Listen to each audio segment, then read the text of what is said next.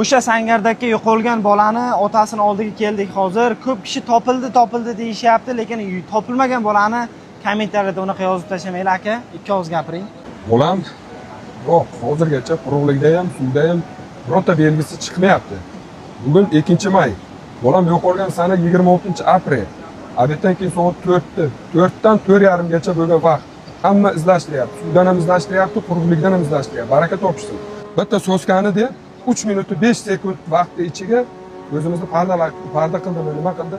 Yaqinimizga o'tirgan bola yo'q. Suvga oqib ketdi desak, suvgacha mana 30 metr, 20 metr masofa bor.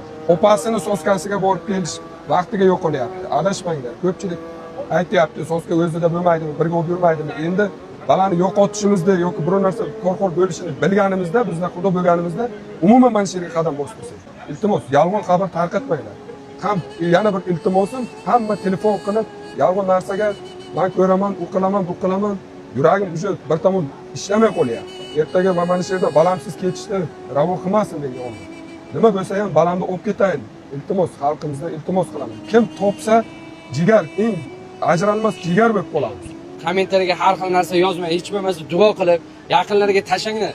Bu akamiz Xudodan so'raylik, farzandini qanaqa holatda bo'lishidan qat'iy nazar farzandini ko'rsin.